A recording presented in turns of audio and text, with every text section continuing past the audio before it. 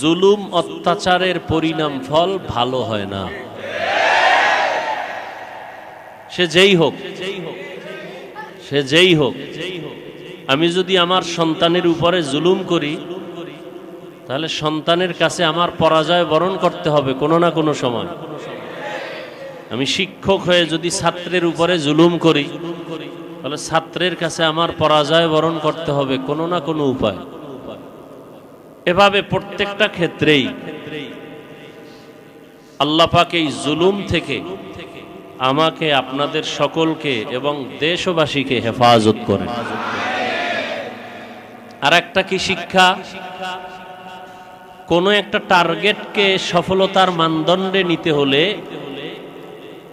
ঐক্যবদ্ধ হওয়া ছাড়া কোনো পথ নেই। ঐক্যবদ্ধতা, একতাবদ্ধতা, এটা একটা চূড়ান্ত সফলতার পূর্বাভাস। আজ আমরা মুসলমান অনেক বেশি, আমি প্রায় সময় বলি, মাদ্রাসা বেশি, মসজিদ বেশি, ওয়াজ মাহফিল বেশি, পীর মাশায়েখ বেশি, আলেম ওলামা বেশি, ছাত্র বেশি, এরপরও কেন আমরা বেঈমান নাস্তিকদের কাছে দুর্বল? এর একমাত্র কারণ আমাদের পরস্পরে একতাবদ্ধতা নেই। এই আন্দোলন থেকে শিক্ষা নেওয়া উচিত আমার আপনার সকলের। একতাবদ্ধতা না থাকলে ওই পরিবেশে, ওই জায়গায় কোনোদিন শান্তির আশা করা যায় না, না পরিবারে, না ব্যক্তিতে, না সমাজে। আল্লাহ আমাদের সবাইকে দ্বীনের রাস্তায় ঐক্যবদ্ধ হয়ে কাজ করার তৌফিক দান করে। আর সব থেকে বড় একটা দোয়া আপনাদের করা দরকার, করবেন, আমরাও দোয়া করি এবং চাই, উম্মতের রাহবার উলামায়ে কেরাম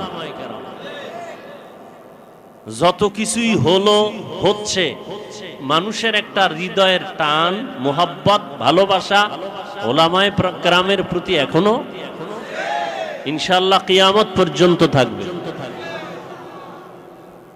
সেই উলামায়ে কেরামদের মোহাব্বতের অবস্থানটা আরো মজবুত হবে যদি উলামায়ে কেরাম আমরা ভেদাভেদ ভুলে একতাবদ্ধ হয়ে যেতে পারি, আমাদের মুরব্বীরা এক হতে পারেন, তাহলে ইনশাআল্লাহ উলামায়ে কেরামের এই একতাবদ্ধতা মুসলমানের জন্য সফলতার পূর্বাভাস।